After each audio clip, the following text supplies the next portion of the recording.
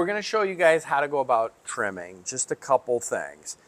After I threw the bowl, what I did was I took this wooden rib and I just held it as this spun. Now that this is a good leather hard, I'm going to go ahead and center it. So this is just the way that I go about centering. I'm going to take the bowl, all right, and then I'm going to take my finger, and that spot that I did that wooden tool with just a little while ago when I threw this will be the perfect way of knowing this is true centered. All right, so if the whole bowl is a little bit off, it doesn't matter. As long as I come back to this spot, that's the true center. So I take my finger and I look at it. Whenever it hits my finger, I slowly push it just a little bit forward. Okay, so we're going to do that. All right, and we come a little bit.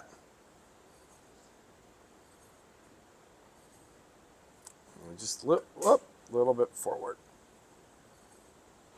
And there we go. You see how that's perfect? All right, so once we've done that, I'm going to put my hand down so this doesn't move. And I'm not going to shove it in this way. I'm just literally going to lay this like this. That way I'm not going to disrupt the rim. I'm getting smashed in. All right? And we're going to go like this. All right, so that's set. So first thing I'm going to do is I'm going to work on the outside of this bowl. I'm going to think about this as a circle. I'm going to kind of continue that line. I always like to start with the small trimming tool, sort of the oval side. Has a lot less drag. So if I use the big trimming tool, maybe this wobbles off and falls off. So I'm going to just take this guy. I'm going to make my hand in a C for support. I don't want to be like this. I want to support this. And then we're just going to slowly start to take it off. And if it's at a good consistency, I get these really beautiful little ribbons, which you see now, right? And then I spin the wheel really fast and let the wheel do the work, right? I don't need to do the work. The wheel's going to do the work for me.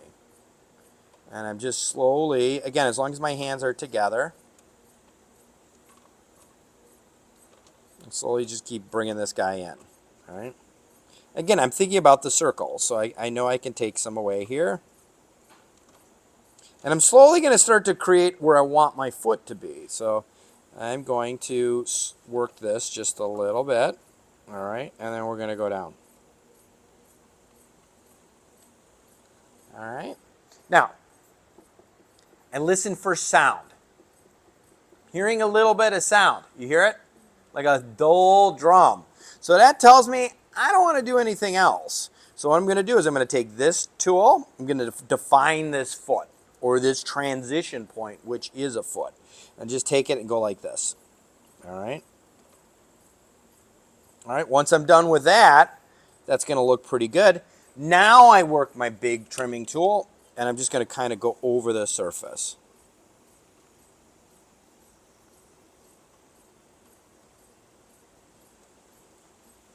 All right. There's a big chunk of something in there. I don't know, piece of plastic, but whatever it is, it'll be all right. And then I'm just going to slowly, can't take any more off. This is a very thin bowl.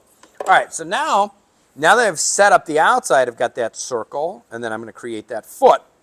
I'm going to use this triangular part of the small trimming tool. I'm going to set my foot up. So again, I'm locking my hands together like this, all right? And I'm going to go like this. You see how I'm locking everything together? And then I'm just going to drop this down. All right? And let the wheel do the work. Okay? And now I'm going to do it again. I'm going to get this inside, and I'll work this over. All right.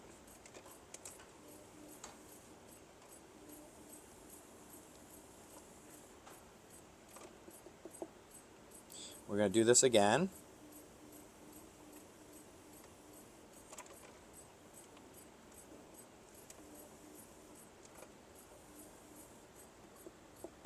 All right, hear sound?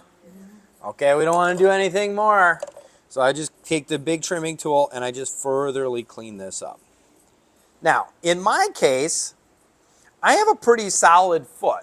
I can go ahead and glaze this area without worrying. So I can glaze the outside, glaze this bottom. But if I didn't leave this tall enough, what I could do is I could cheat a little bit. I could add a little water, and let's assume this is a flat bottom, okay? I'm going to make my needle tool, I'm going to make a line. That line is going to tell me exactly where that foot needs to be. All right, even though I've created this foot, again, if this is a flat bottom, I have that circle ring, right? All right, once I've done that, I would normally get a sponge, and I will go ahead and, let me just clean up this little goopy thing in there. Got a little goopy. You don't want to have a goopy. All right, and we're going to just add a little water here.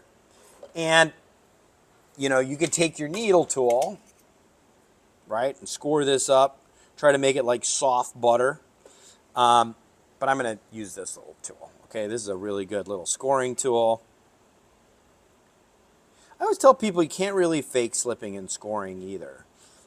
You want to make sure you do a really good bond of when I put the coil over this. All right, and the key so much isn't as much as it's about making those lines. It is all the other thing. It's really about adding that water and trying to get that nice and, again, like butter that's been sitting out for a while, you know, where you could just, when you take either your needle tool or a fork and you start scouring it, it just breaks really nice and softly, okay?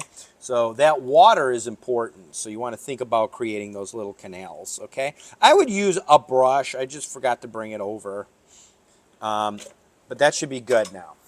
The next thing I'm going to do is, and I would do this on a wedging board, but I'm just going to do it over here, okay, is I'm going to roll out a coil. I'm going to roll out a coil. Take this guy. I'll just do it on this bat, all right, and we're going to go like this, all right.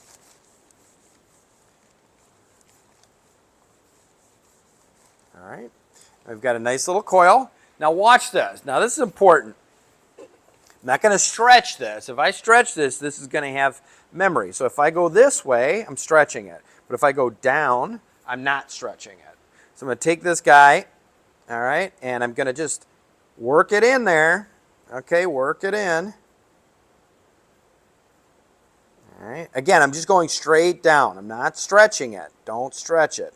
That's my nice little tip for you. All right. When you get to this midsection, what I like to do is add a little extra. So I added a little extra, and then I'm going to go ahead and just meld that together. And now we're going to go over it one more time. I want to get everything nice and even as best as I can. That's pretty good. That's going to be a crazy big foot, but it's good for, you know, for ramen bowl. Yeah, perfect for ramen bowl, right? All right, I'm going to add a little water. Now watch this. Now I'm going to compress and push it down at the same time. We're going to let the wheel do the work. I'm going to squeeze, squeeze, squeeze, squeeze. All right. And I'm going to get my wooden rib. I'm going to use this part right here, and I'm going to put it right in there. You see I'm just lining that up. All right. And once I got that, now I can do the outside. All right. And I can go back in here. And I'm going to tuck this guy in a little bit more, okay? We're going to just tuck it in.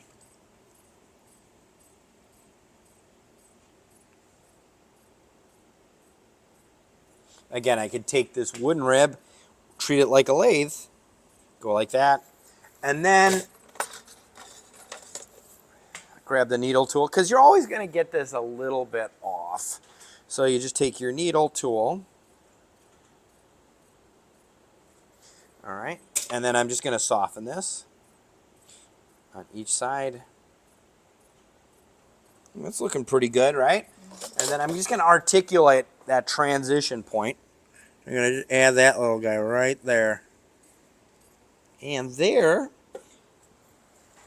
oh, before I do anything, we'll go ahead and put my name right in there.